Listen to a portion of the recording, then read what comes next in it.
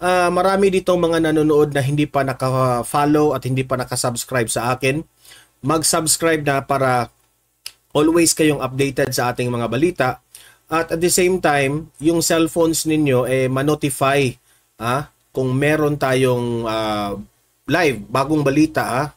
So, sabay-sabay tayong i-subscribe lahat. Donmar TV, subscribe na lahat. 1, 2, 3, go! Ayan, nakasubscribe. So, una, ipapakita ko yung ambush interview. Ito yung media interview sa Laurel, Batangas ni Presidente Bongbong Marcos. Yung napansin ko, pinapawisan na siya dito sa mga tanong ng media. Bongbong Marcos, bakit ka pinawisan?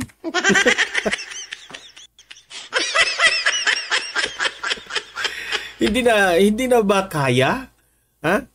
Kung hindi na kayang magpresidente, sir, you step down. Nandiyan naman si VP Sara, nakaabang si VP Sara. Pinawisan eto. Bongbong Marcos, pasok. Ayan, pasok Bongbong, pasok. Ayan, yung interview niya. Ayan, play. I don't want to talk about. I need to talk about what's happened here. At nakita na. Ayaw niyang. Merong mga tanong, itong media, merong mga tanong ang media na hindi niya sasagutin. Ayaw niyang sasagutin. I don't want to talk about it. Kasi na-stress na nga siya. Sa totoo lang, Presidente Bongbong Marcos, stress na stress ka na po. That only shows na hindi mo talaga kayang maging presidente, di ba? I don't want to talk about. I need to talk about what's happened here. At nakita naman ninyo kung gaano. Ayan tumutulo yung pawis. Tingnan nyo. Pinapawisan na siya. Nahihirapan ka na, Mr. President. Kalaki ang naging sira sa infrastructure. At bakit malaki ang sira ng infrastructures in the first place? Unang-una, wala kang masyadong itinayo na infrastruktura. Pangalawa, hindi mo tinutugunan ang problema ng flood control. Nagbaha. So that's the reason why. Bakit hindi nyo tumbukin ang ugat ng problema? Presidente ka, di ba? Yun ang tinitignan namin, in-inspection namin. Tapos lagi na lang natin tinitingnan.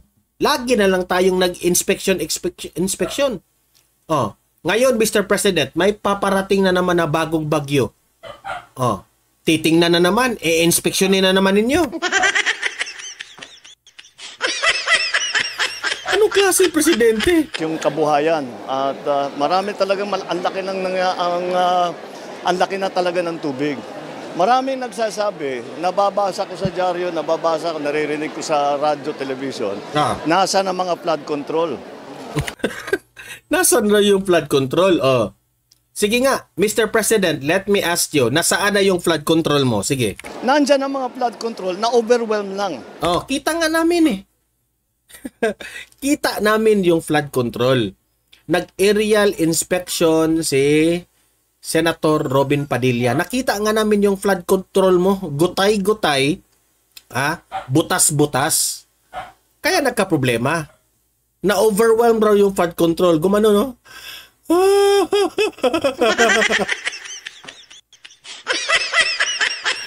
Na-overwhelm si flood control. Na-overwhelm. Tignan ninyo ang statistic. Nung bagyong Undoy, 400 plus centimeters ang bumagsak na tubig. Dito sa Christine, ang bumagsak na tubig is about 700 plus. So, meron na naman siyang palusot. Di ba? Pangalawang beses mo na itong ginawa. Nung una, bumaha. Dapat sa pangalawa, alam mo na kung ano yung gagawin. Pero, inulit pa rin yung problema. 'Di ba? Alam mo, Mr. President, ikaw na sana yung mangunguna na imbestigahan itong flood control projects na ito. Kasi ang panawagan po ng taong bayan, imbestigahan itong flood control because there is really something wrong. Okay? Ang sa amin lang, Mr. President, bakit sira-sira, butas-butas itong mga flood control na ito? Sabi pa nga yung iba, nagbibiro sila. Sabi nila, 95% balas. Ano yung balas sa Tagalog? 95% yung ano lang. Tapos 5% simento. Ano yung balas sa Tagalog? Sige nga, para maklarify natin. Ha? Nakalimutan ko yung Tagalog ng balas.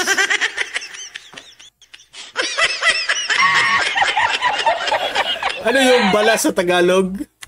Ha? Ano nga yung balas? Buhangin. Ayan, buhangin. Maraming salamat, Lani Carmilotes, yung ating moderator. Tolamar Racos 20. Hello. Ma'am Len Helen, yung mga moderators natin. Sabi nga nila, biro nila, buhangin 95%. Yung 5% simento.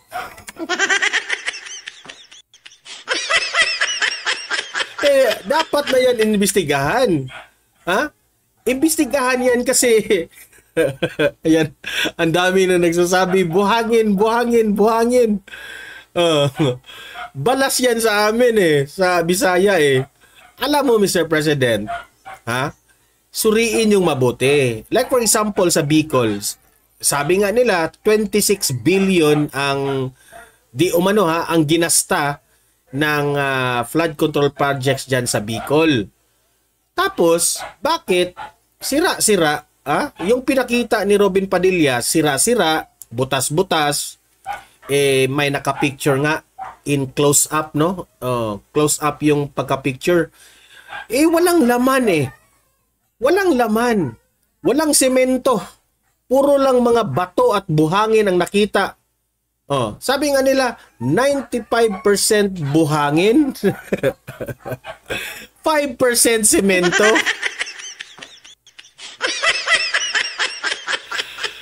Ay, nako. O di syempre, hindi maiiwasan ng taong bayan na mag-isip na meron talagang corruption na nangyari dito. Diba? Kasi kung hindi kayo guilty, dapat papayag kayo. Ikaw yung mangunguna, Mr. President, na paimbestigahan yan, di ba? Halos doble ng undoy. Kaya yung flood control ginawa natin para sa mga baha kagaya ng... Ito talaga yung klaseng presidente na meron nang problema ang Pilipinas. Ano ba? Magpapalusot pa siya. Why don't you... alam mo, Mr. President, why don't you take the responsibility? Aminin mo na may kasalanan ka. Mas ma-appreciate ka pa ng tao. Di ba? Alam mo, Mr. President, sa totoo lang, walang perpektong tao. Walang perpektong presidente. Kung aaminin mo na nagkamali ka sa pagyayabang mo sa 5,500 projects na natapos na ipinagmayabang mo, aminin mo na nagkamali ka, then we will accept it. I-appreciate ka namin. Bakit ang dami mong hanas, ang dami mong palusot, ang dami mong... Para bang gusto mo talaga perpekto ka? Hindi ka perpekto Di ba? Yan ang hirap sa inyo. Ayaw niyong umamin sa inyong mga kapalpakan. Ang undoy. Bago ito, kausapin niyo yung mga tao. Yung mga lugar na gumuho ang lupa, ngayon lang nangyari yan. Hindi pa nangyari. Oo, talaga, hindi nangyari. Imposible. Sa daming nagdaang bagyo, ngayon lang nangyari. Alam niyo ba bakit? Ito this is my own opinion. Alam niyo ba bakit sa lahat ng nagdaang presidente, sa inyo lang po nangyayari yung baha? Yung grabing sobrang baha, di ba? If napapansin ninyo, grabing baha. Alam niyo ba kung bakit, Mr. President? Kasi nung time po ni former President Duterte, walang ganitong kalaking flood control projects. Ako, sa tingin ko meron kasing nagbida-bida na mga kongresista o kung sino man yung nakaisip nitong flood control projects na ito, Ha? Bakit nyo sinira ang daloy ng river? Yung river banks ba? Ang daloy ng river, maganda na yun. Kapag bumabaha, pumupunta po yung mga tubig doon sa river at doon, tuloy-tuloy na yun. Mag-exit na yun sa dagat. Ngunit ang nangyari ngayon, dahil dyan sa mga flood control projects ninyo, buti lang kung maganda pa kagawa. Sira-sira eh. Nasira ang kanilang flood control projects sa mismong flood. Ha? Hindi po na-control ng flood control. Nasira. Nabutas. Gutay-gutay. Doon po pumunta ang tubig. Instead na ang tubig mag-exit doon sa dagat, hindi na naka-exit dahil lumulusot doon sa mga butas-butas. Hindi na aabot sa dagat. Kundi, doon na itapon ang tubig sa land area. Ha? Yun ang dahilan, Mr. President. Kung hindi nyo ginawa yung flood control projects, hindi sana nagbaha. Diyan mo talaga makikita na itong gobyernong ito, kapag gagawa kayo ng kabalastugan, it will really be a karma. Ha? Hindi man na masyadong makita yung flood control eh. Kasi most likely nakikita yun sa bukid, papunta doon sa dagat. Ha? 'Di ba? Kung yung aerial inspection ni Robin Padilla, walang bahay sa gilid ng flood control project. So walang makakita. So, this is my own opinion, ang sarap po kurakutin itong flood control. Kasi wala pong mag-check eh. Sila lang yun eh. Ngayon, finact-check sila by the flood, sinira ang kanilang flood control. Meaning, binabarat ninyo itong flood control projects na ito. Diba? O kaya ngayon ikaw, todo tanggol ka. Bakit hindi mo ipagtanggol ang taong bayan? Batikusin mo yung gumawa dyan sa flood control na yan. Yan ang dapat, Mr. President. Batikusin mo, tanungin mo anong nangyari. Ganyan sana ang tamang presidente. Pero ikaw, todo takip ka eh. Kasi nakapagmayabang ka na doon sa zona eh. Sa buong buhay nila, sa buong kasaysayan ng mga lugar na yon, na gumuho ang lupa. Sige, todo ka na explain. Dahil napakalaki ng tubig. Tapos yung mga nabaha, ganun din. Bumabaha siguro dati, pero hindi ganito kalaki. Nagbago talaga ang panahon. Kaya yung climate change na aming pinag-uusapan ay talagang naging nakikita na natin. Hindi na kailangan. Pero kung si Mike Abby, wow. Kailangan ipaliwanag dahil unfortunately, nararamdaman na talaga. Kaya nga, Mr. President nahihirapan ka na talaga, pinawisan ka na ng pag-explain. Natin, na sarili natin.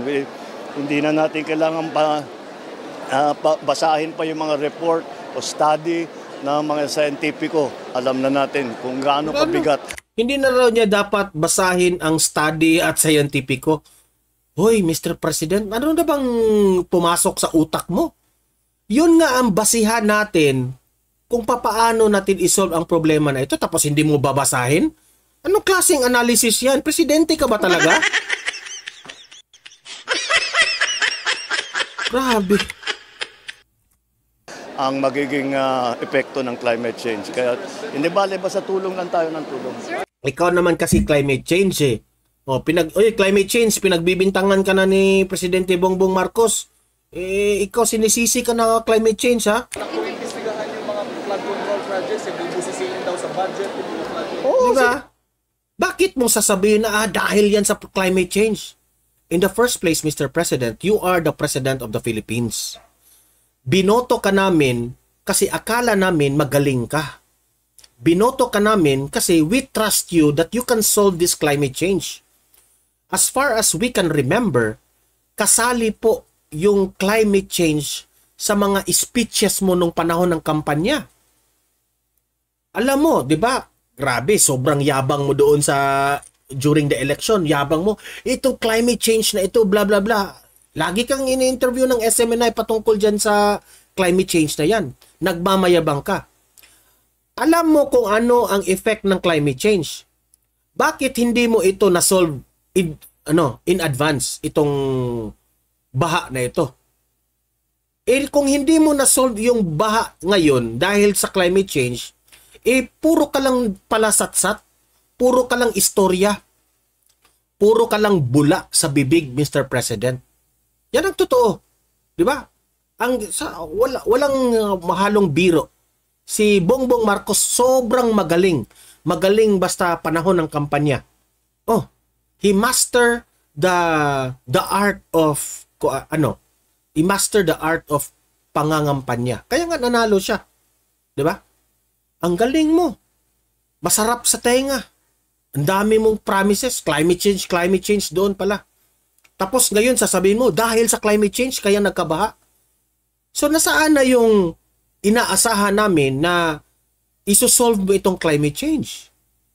Dahil yun na naman ang dahilan na bumoto kami sa inyo dahil magaling kang magaling kang magsalita doon na iboboto natin si Bongbong Marcos kasi alam niya patungkol dito sa climate change. Bumaha. So, palpak yung mga speeches mo dati. Puro lang para bula yon.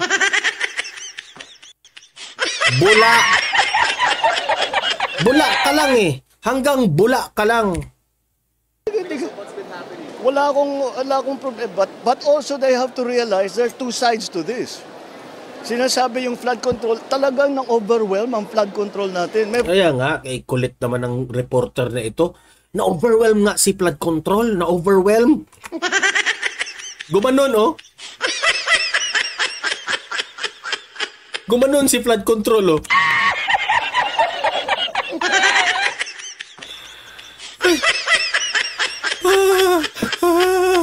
Gumanon si flood control. Ay nako.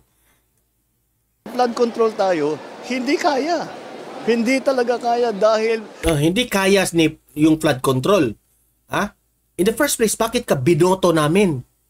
Bakit ka nagmamayabang sa zona mo na hindi pa naman kaya? Ay nako. Sa buong kasaysayan ng Pilipinas, wala pang ganito. Ngayon lang natin haharapin ito.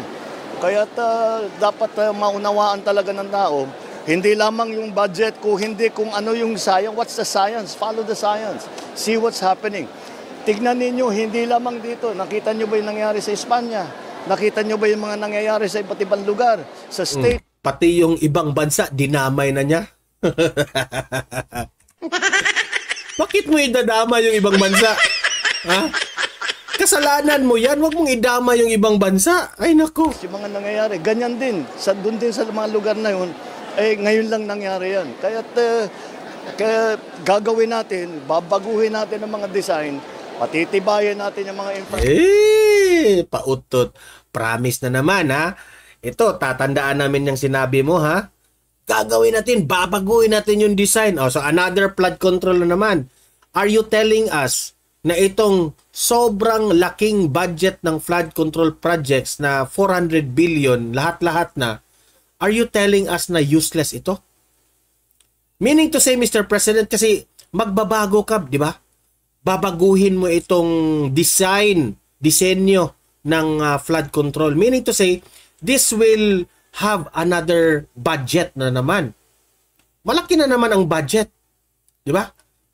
So, are you telling us na yung 400 billion na ginawa ninyo, naging useless lang yun lahat? Ang kakapal ng mukha ninyo? Gumasta kayo ng billions of pesos for these flood control projects pero palpak pala. Tapos ipinagmayabang mo pa sa zona. Structure, mga flood control, yung mga slope protection, pati yung mga tulay, lahat yan, kailangan natin baguhin, tignan natin na mas magandang design para... Time na i-order ang DNR to review or mag-implement muna ng moratorium sa mga development. Kasi yung isang reason bakit binabaha is yung mga development. Well, that's always been... Ayan, Umano na siya ng handkerchief sa kanyang mukha. That body language shows stress. Okay? Na-stress na po siya. Sa totoo lang. Walang halong biro. Na-stress na po siya. Natataranta na siya sa mga tanong ng media. A problem, but it's not been as severe as it is now. And again, it's climate change. It's something that never Ikaw lagi climate change. Si climate change laging may kasalanan. Climate change, ikaw talagang may kasalanan eh. happened before. And it is something that we have to deal with. There's no other way. It's something that we have to deal with. We have to be smarter. We have to be more technologically aware of what is available so that we can... For short, hindi mo kaya. I remember VP Sara, sinabi niya na walang master plan itong si Bongbong Marcos. What comes around goes around. Kung ano yung mangyayari, yun ang paplanuhin niya. Hindi po tama ang ganyang presidente.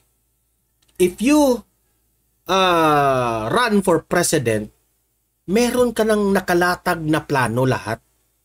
Ikaw yung presidente eh. Hindi ka maghihintay kung ano yung problema ng Pilipinas. Kasi sa simula't sapul, bago ka tumakbong presidente ng Pilipinas, alam mo na bakit ka tumakbo. Alam mo na kung ano yung babaguhin mo sa Pilipinas. Alam mo na kung ano yung magiging proyekto mo. Master plan, ika nga, sabi ni VP Sara. Nasabi yan ni VP Sara sa isa sa mga statements niya na itong gobyernong ito walang master plan. Ikaw sana, ang mga Duterte po merong master plan. Nung panahon po ni former President Duterte, sinabi niya sa panahon ng kampanya, infrastructures ang kanyang master plan. War on drugs ang kanyang babaguhin. 'Di ba? Lahat ng mga promises na binitawan nila sa kanilang bibig nung panahon ng kampanya, kung hindi man natugunan lahat, pero at least the Filipino people can feel na ginawa talaga. Pero ito, nung panahon ng kampanya, ano yung ipinagmayabang? Unity na ito. Ito na ang nangyari sa unity natin. Palpak na mga proyekto. Na, sige. Unity. Yun naman ang plataforma mo eh. Unity. Kaya nga, wala kang master plan. Reduce the effects. And that is why pinaglaban natin yung loss and damage board na dalhin dito sa Oy, Ma'am Nelsky, bakit ngayon ka lang? Ma'am Nelsky Vlog, yung ating moderator. Pilipinas dahil sana sila ay tutulong Ma'am MJ, hello po. sa atin para ayusin lahat yan. Okay? Thank you. I know. Ayan. Tingnan nyo yung mukha, stress na stress. I'll tell you the truth. It's never enough. It's never enough. I wish we could do more. Oh, kaya nga Mr. President, hanggang dyan lang kaya mo. Oh, ito real talk ito Hanggang dyan lang ang kaya mo. You step down. Bigay mo na yan kay VP Sara kung may awa ka sa taong bayan. We're doing everything that we can. But, you know, when you lose a life, you lose a life. Oh, sabi ni Abante TV, unity. Pero hindi naman nagka-unite. Di ba? Pati nga yung plataforma na yung Unity, hindi nga natupad. Ay, nako. What can you do about that? It's terrible tragedy. Ay, nako. Wala na talagang maasahan dito.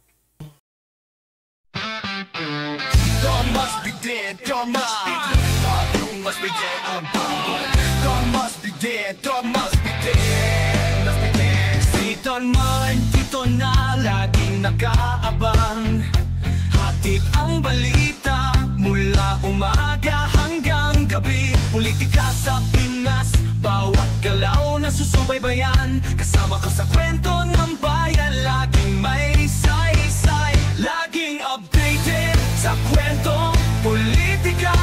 Si Ton Mar ang kasama mo sa bawat balita, sa bawat issue at pangyayari sa bansa. Ton Mar TV para sa bayan talaga. Senado, Kongreso, Malacanang at kalsada, bawat usapin, sinisilip niya ng tama.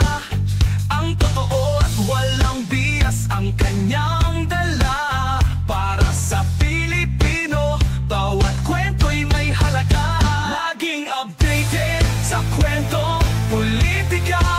Si Don Mar ang kasama mo sa bawat balita, sa bawat issue at pangyayari sa bansa. Don Mar TV, para sa bayan talaga. Kung gusto mo ng balita, dito ka tumutok. Walang kasinungalingan dapat at walang halong usok. Si Don Mar ang gabay mo sa katotohanan. Bawat balitang dala sa bayan na kalaan. Laging updated sa kwento, politika. Si Don Mar ang kasama mo sa bawat balita, sa bawat issue at pangyayari sa bansa. Don Mar TV, para sa bayan talaga. Don Mar TV, ang iyong kakampi sa balita. Tunay na serbisyo sa bayan, nakatuon ang mata. Kaya't mag-subscribe na para lagi kang una sa kwentong politika ni Don Mar TV.